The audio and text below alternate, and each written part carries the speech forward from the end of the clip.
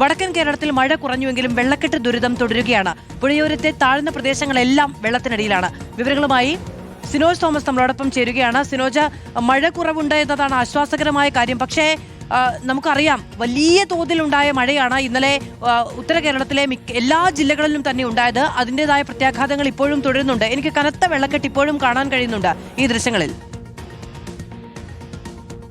മാധു, വടക്കൻ കേരളത്തിൽ മഴ മാറി നിൽക്കുകയാണ്. ആശ്വാസകരമാണ്. പാലക്കാട് മുതൽ കാസർഗോഡ് വരെയുള്ള ജില്ലകളിൽ ഉച്ചയ്ക്ക് ശേഷം കാര്യമായിട്ട് മഴ പെയ്തിട്ടില്ല. മഴ പെയ്യുന്നില്ലെങ്കിലും പല സ്ഥലത്തും വെള്ളക്കെട്ട് രൂക്ഷമാണ്. ഞാൻ നിൽക്കുന്നത് കോഴിക്കോട് ചെലവൂരിലാണ്. ഈ വെള്ളക്കെട്ട് കണ്ടാൽ ഇതിൻ്റെ ദുരിതം മനസ്സിലാവും. കാരണം ഇത് ചെലവൂരിലുള്ള സ്കൂളാണ്, ഗവൺമെൻറ് LP സ്കൂളാണ്. ഇത് പൂനൂർ പുഴയോരത്തുള്ള സ്കൂളാണ്. ഇതാണ് പല സ്ഥലങ്ങളിലും പുഴയോരത്തുള്ള താഴ്ന്ന സ്ഥലത്തെ നിലവിലെ അവസ്ഥ ഇതാണ്. മഴയില്ലെങ്കിലും നല്ല വെയിലാണ്, വെയിലിന് ചൂടുമുണ്ട്. പക്ഷേ കയറിയ ഈ വെള്ളക്കെട്ട് ഒഴിഞ്ഞിട്ടില്ല. അതുകൊണ്ട് തന്നെ പല സ്ഥലത്തും വീടുകൾ ഉൾപ്പെടെ ഇതേ രീതിയിൽ വെള്ളം നിറഞ്ഞു നിൽക്കുകയാണ്. ഇനി ഈ രാത്രി കൂടി മഴ മാറി നിന്നാൽ മാത്രമേ പൂർണ്ണമായിട്ടും വെള്ളം പുഴ വഴി ഒഴുകി അറബിക്കടലിലേക്ക് എത്തുകയുള്ളൂ. കഴിഞ്ഞ പകലും കഴിഞ്ഞ രാത്രിയും വയനാട് ഉൾപ്പെടെയുള്ള ജില്ലകളിലും പെയ്ത മഴയാണ് ഇത്തരത്തിൽ ഒഴുകി വന്ന് വെള്ളമായി വന്ന് ഈ പുഴയോരത്ത് താഴ്ന്ന പ്രദേശങ്ങളൊക്കെ തന്നെ വലിയ രീതിയിൽ വെള്ളക്കെട്ട് രൂപപ്പെടാൻ കാരണമായിരിക്കുന്നത്. ചാലിയാർ പുഴയോരത്തും ഒപ്പം തന്നെ ചെറുപുഴ, മാമ്പുഴ തുടങ്ങിയ പുഴകളൊക്കെ തന്നെ കരകവിഞ്ഞ് കോഴിക്കോട് ജില്ലയിൽ താഴ്ന്ന പ്രദേശങ്ങളൊക്കെ തന്നെ വെള്ളക്കെട്ട് രൂപപ്പെട്ടിട്ടുണ്ട്. കൊയിലാണ്ടി കാപ്പാട് വെള്ളക്കെട്ടിൽ അകപ്പെട്ട് ചികിത്സയിലായിരുന്ന 2 വയസ്സുകാരൻ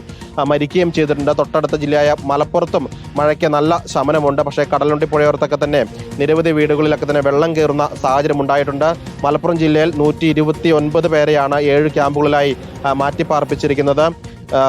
വയനാട്ടിലേക്ക് പോവുകയാണ്. വയനാട്ടിലും മഴയുടെ ശക്തി തീരെ കുറഞ്ഞിട്ടുണ്ട്. വിവിധ ക്യാമ്പുകളിലായി നിരവധി പേര് നിലവിലും വയനാട്ടിൽ വിവിധ ദുരിതാശ്വാസ ക്യാമ്പുകളിൽ കഴിയുന്നുണ്ട്. പാലക്കാട് ജില്ലയിൽ ഭാരതപ്പുഴയിൽ ജലനിരപ്പ് ഉയർന്നതോടുകൂടി ഭാരതപ്പുഴയുടെ സമീപത്തെ കൈത്തോടുകളൊക്കെ തന്നെ കരകവിഞ്ഞൊഴുകുന്ന സാഹചര്യമുണ്ടായി. അങ്ങനെ വിവിധ ഇടങ്ങളിൽ വീടുകളിൽ വെള്ളം കയറുന്ന സാഹചര്യം ഉണ്ടാവുകയും ചെയ്തിട്ടുണ്ട്. അതോടൊപ്പം തന്നെ തമിഴ്നാട് കോയമ്പത്തൂർ സ്വദേശികളായ 2 പേർ വെള്ളച്ചാട്ടത്തിൽ അകപ്പെടുന്ന സാഹചര്യം ഉണ്ടായിരുന്നു. കാലുവഴുതി വെള്ളച്ചാട്ടത്തിലേക്ക് വീഴുകയാണ് ചെയ്തത്. കിഴക്കഞ്ചേരിയിലെ പാലക്കുഴി വെള്ളച്ചാട്ടം കാണാനെത്തിയ സഞ്ചാരികളാണ് അപകടത്തിൽപ്പെട്ടത്. അതിൽ കോയമ്പത്തൂർ സ്വദേശി ഭരതിനെ നാട്ടുകാർ രക്ഷപ്പെടുത്തിയിരുന്നു.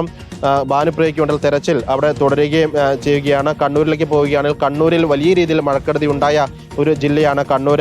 ചെങ്ങളായ, ചെറുപുഴ, ശ്രീകണ്ഠാപുരം, പുളിങ്ങം, ചപ്പാർപ്പടവ് തുടങ്ങിയ സ്ഥലങ്ങളിലൊക്കെ തന്നെ വലിയ രീതിയിൽ വെള്ളം കയറിയിരുന്നു. 2 ദിവസം മുൻപ് കനത്ത മഴയായിരുന്നു. അതുമായി ബന്ധപ്പെട്ട പ്രശ്നങ്ങൾ ഇപ്പോഴും തുടരുന്നുണ്ട്. വെള്ളം ഇറങ്ങുന്നുണ്ട്. പക്ഷേ അപ്പോഴും വെള്ളക്കെട്ടിനെ തുടർന്നുണ്ടാകുന്ന പ്രശ്നങ്ങൾ ഇപ്പോഴും അവിടെ തുടരുകയാണ്. സിനോജ് തോമസ് ആണ് വിവരങ്ങൾ നൽകിയത്.